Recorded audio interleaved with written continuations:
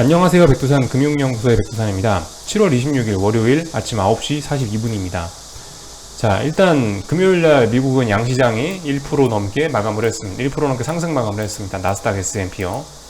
이렇게 돼서 이제 미국 주식시장은 쌍고점 가능성은 사라졌죠. 기술적으로 고점이 낮아지는 게 이제 쌍고점인데 고점이 둘 다 높아져서 신고가를 또 썼으니까 쌍고점 이런 이야기를 할 수는 없겠습니다. 쌍고점 이야기는 사라졌고 미국 주식시장 미국 주식시장 하락 배팅 같은 경우는 조금 좀 뒤로 밀려지게 생겼어요. 일단은 겉으로 봐서는 일단 그렇습니다. 겉으로 봐서는 금요일날 상승 마감을 했는데 뭐 특별한 이슈가 있었던 것 같지는 않고요. 다만 이제 미국 주식시장 같은 경우는 지지난주쯤부터 해가지고 계속 기업들의 2분기 실적 발표가 나오고 있는 중이다라는 건 일단 기억을 하셔야겠죠.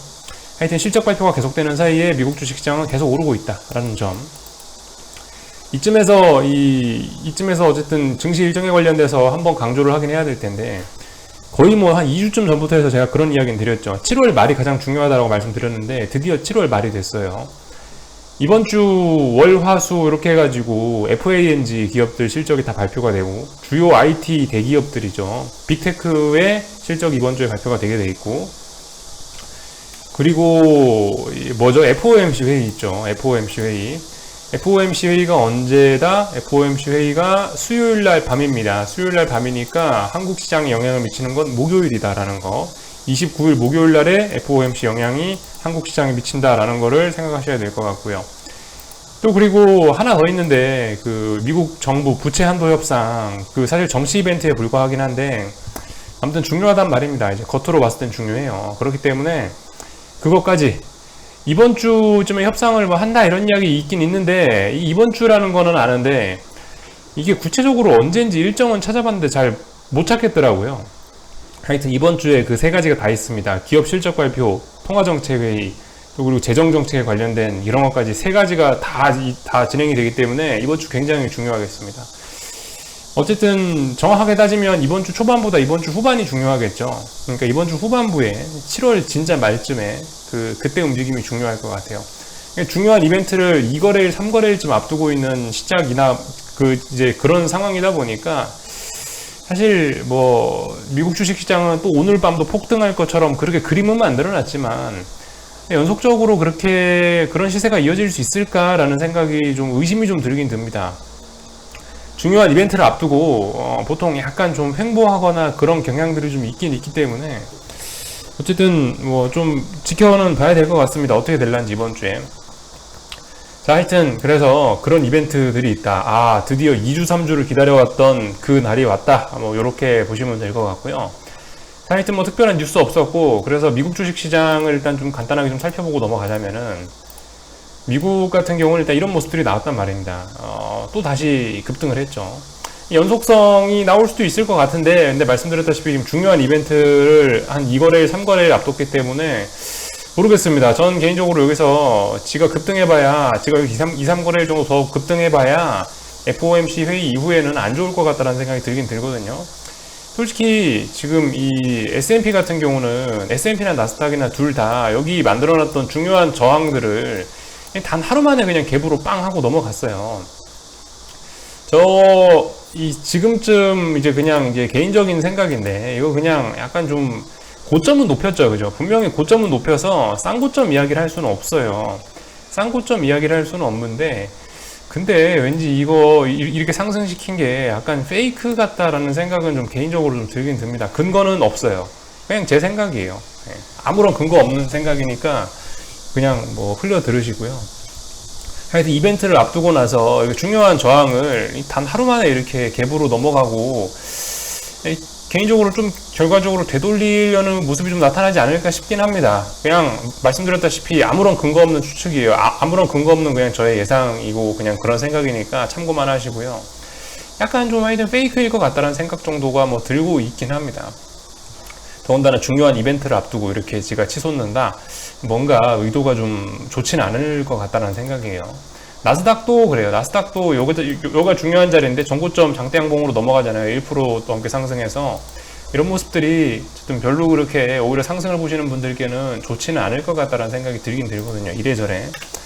그래서 이렇게 주식시장이 상승하는 사이에 가만히 보시면 이 변동성 지수 빅스인데 빅스 제가 이 자리에서 아마 이런 이야기를 하긴 했을 거예요. 저 개인적으로는 저는 이제 그 좀 목표치가 큰 숏을 노리는 사람이라서 1% 2% 먹고 나올 게 아니라서 개인적으로 좀 어떤 큰 추세가 나왔으면 좋겠는데, 근데 큰 추세가 나오는 데 있어서 변동성 지수가 막 이렇게 갑자기 막 40, 50 이런 자리에서 가는 거는 좋진 않아 보인다라고 이야기를 했거든요. 그런 관점에서 좀 큰 빅숏을 보는 사람 입장에서 이런 거는 별로 좋지 않을 거라는 이야기를 드렸거든요. 그러고 나서 아무튼 지켜보고 있는데, 물론 이제 변동성 지수 베팅하신 분들은 가슴 아프시겠지만, 근데 아무튼 결과적으로 이날 이후로 다시 제자리 내려왔어요. 다시 지난 한 달이 넘게 지켰던, 한 달이 뭐야? 여기 4월달입니다. 4월달. 변동성 지수가 4월부터 해서 지금 7월까지 무려 3개월이 넘도록 여기 어딘가에 지키고 있거든요. 다시 중요한 자리까지 또 내려왔어요. 중요한 이벤트를 앞두고. 다시 변동성 확대시킬 수 있거든요. 사실 이런 모습들이 사실 상방을 보시는 분들께 굉장히 안 좋은 모습들이긴 합니다. 지금 몇 달째 지금 여기서 옵션들이 지금 이제 풋옵션들이 지금 여기서 칼을 갈고 있는데, 이런 모습들이 아무튼 오래 지속되면은 별로 주식시장에 좋지는 않겠죠, 그죠? 아무튼 그래서 얘네들까지도 이런 뭐 변동성 지수를 봐도 이벤트를 앞두고 중요한 지지선 부근까지 내려오는 모습들이 보이고 있다. 좀 조심해야 된다. 변동성 이거 확대되긴 확대될 거다. 근데 지금 꼬라지를 봐서는 변동성이 이게 차분하게 급등하면서 확대되는 모습보다는 이런 모습 나오면은 아무래도 좀 그죠? 이 방향성은 아래쪽으로 가면서 변동성이 확대될 가능성이 좀 높아 보이긴 하거든요. 네, 그죠?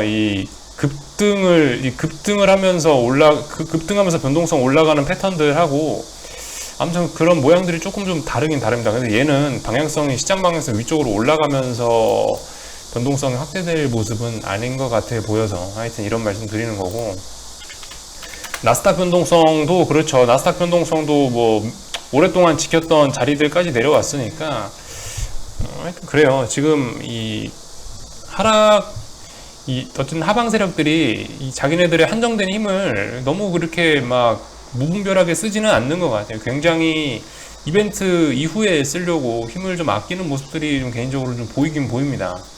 물론 뭐 여기서 갑자기 이제 장대음봉 나오면서 변동성 훅 죽여버리면 모르겠는데, 솔직히 중요한 이벤트를 앞두고 얘네가 이렇게 최소 몇 달 동안 지켰던 자리들을 이거 변동성을 더 죽일 것 같지는 않고, 이쯤에서 이제 변동성 확대 국면으로 가긴 갈 것 같은데요. 일단 뭐 지금까지는 그래서 어제 급등까지 해서 솔직히 하방 보시는 분들이 굳이 쫄아야 될 필요는 없을 것 같다는 생각이에요. 다만 이제 미국장 숏을 보시는 분들은 일시적으로 일단 좀 싸할 수 있겠죠. 다시 잡아보는 게 좋겠다라는 생각을 하긴 하는데, 왜냐면 고점이 어쨌든 높아졌으니까 어쨌든 어딘가에 싼 고점을 만들어내야 될 거예요, 그죠? 그래야 이제 뭐 숏배팅을 하든 뭘 하는데, 그러니까 미국장 숏을 바라보는 분들 입장에서는 지금 골 때릴 수 있지만, 사실 이렇게 뭐 빅스라든가 중요한 이벤트라든가 이런 것들이 있다는 거를 좀 한번 복합적으로 생각해 보시면 굳이 뭐 그렇게 뭐 쫄거나 그럴 것까지는 사실 없을 것 같다는 생각이 좀 들긴 합니다. 하여튼 그래서 미국이 급등을 하긴 했는데, 금요일날 이벤트를 앞두고 급등하다니 네가 급등을 했어, 그래 그랬구나, 그냥 그렇게 그냥 뭐 엄청나게 그런 뭐 우려가 되거나 하여튼 별다른 생각은 없습니다. 그냥 하여튼 이벤트 앞두고 급등했으니까 니네가 뭔가 좀 안 좋은 일이 있으려고 그러는 건가, 이 정도 생각 정도, 딱히 뭐 긴장하거나 신경 쓰이거나 그러진 않았고요. 특히 그리고 아무튼 제 입장에서는 이 달러 인덱스도 굉장히 중요하게 같이 보고 있는데, 금요일날 결과적으로 달러는 또 올라가더라고요. 금요일날 달러 올라가면은 그래 뭐 지금까지 계속 한국하고 미국하고 디커플링 장이니까 한국도 그래 뭐 달러 올라가면 소용없지라는 생각을 하면서 미국이 또 오르는구나, 그냥 하여튼 뭐 그런 식으로 주말 동안에 생각을 했습니다. 달러 올라가면 하여튼 한국은 뭐 끝나는 거거든요. 아무튼 달러는 계속 너무 차분하게 잘 올라가고 있고, 변동성을 죽여야 될 자리에서 변동성 죽이면서 계속 어떤 이런 좁은 채널형 안에서 잘 놀고 있고요. 하여튼 달러 강세 지속되고 있다. 계속 체크하셔야 됩니다. 92.5는 이제 저 밑에라서 이제 더 이상 터치할 것 같지도 않죠. 이제 뭐 추세 전환 됐어요. 추세 전환 됐고, 그래서 하여튼 뭐 잘 가고 있습니다. 오늘 하여튼 이렇게 또 달러가 올라가니까 뭐 당연히 원달러 환율은 53원, 그죠? 뭐 추세가 만들어져 가지고 뭐 이거 하여튼 끝을 봐야 될 거예요. 네, 끝을 봐야 될 거예요. 이렇게 되면 결과적으로 상승 추세로 완전히 전환은 된 거고, 엄청난 오버슈팅 봐야 되겠죠. 엄청난 오버슈팅 보기 전까지는 주식시장도 하여튼 뭐 별로 좋지는 않을 것 같습니다. 그래서 아무튼 한국 시장도 지금 중요한 자리를 앞두고 있는데, 하여튼 그 올라간 건 미국이고요. 지금 계속 디커플링 장세 이야기를 거의 뭐 7월 내내 한 것 같아요. 그죠? 그러니까 지금 아무튼 미국이 올라가고 있다고 해서 한국장 보시는 분들이, 한국장 숏을 보시는 분들이 굳이 이렇게 쫄고 그럴 필요는 없을 것 같고요. 말씀드렸다시피 반등시 매도 전략 계속 쓸 수 있거든요. 한국은 아무튼 어제 1% 올랐음에도, 미국이 어제 1% 올랐음에도 불구하고 반응이 이래요. 아무튼 저는 이런 중요한 이벤트를 앞두고 코스피가 급락하는 것도 급등하는 것도 그 어떤 것도 별로 그렇게 바라진 않습니다. 하여튼 약간 좀 이제 그 이후에 만약 변동성을 터뜨리고 싶다면 이 월화수 정도 해서 이렇게 좀 시장의 변동성을 좀 축소하는 그런 구간이 좀 나타나는 게 오히려 이제 어떤 시세가 나타나길 바라시는 분들께 그런 게 좀 필요할 수 있을 것 같고요. 그죠? 어쨌든 뭐 수렴이라든가 뭐 이렇게 힘을 모아서 옆으로 좀 기어가는 구간이 있어야 뭐 에너지를 축적하고 그 다음에 이벤트가 생기면 뭐 에너지를 폭발시키고 이럴 거 아니에요. 사실 지금까지는 그다지 어떤 뭐 물론 전반적으로 보면 이거 자체가 다 수렴형인데요. 단기적인 아주 초단기적인 입장에서만 보면 2, 3거래 뭐 이렇게만 보면 사실 지금까지는 그 어떠한 어떤 힘을 모으는 그런 과정이 사실 코스닥에서 보이진 않았거든요. 개인적으로 오늘 월화수 뭐 이런 식으로 해서 좀 변동성 죽이면서 차분하게 좀 옆으로 특정 라인을 좀 저항으로 인식하거나 또 하여튼 그 뭔가 좀 변동성을 죽이는 모습이 좀 나와줬으면 하는 생각이 있긴 있는데, 일단 뭐 아직까지는 일단은 뭐 제가 원하는 그런 모습대로 일단은 뭐 각오는 있는 것 같습니다. 아직까지는요. 뭐 근데 지금 얘기해봐야 소용없고 종가를 봐야지 되겠죠. 종가까지 이래야지 의미가 있는 거겠죠. 하여튼 그래서 오늘 같은 경우는 뭐 했냐, 뭐 일단 뭐 아무것도 안 했어요. 왜냐면은 말씀드렸다시피 지금 이 정도 가격대가 개인적으로는 좀 굉장히 좀 애매하다라고 생각을 해서요. 이 선 부근이니까 차라리 이 선을 뭐 어떻게 해서 한번 확 넘어가거나 아니면은 뭔가 어떤 라인을 좀 붕괴시키거나 이제 그러면은 뭔가 물량을 더 추가하려고 그래요.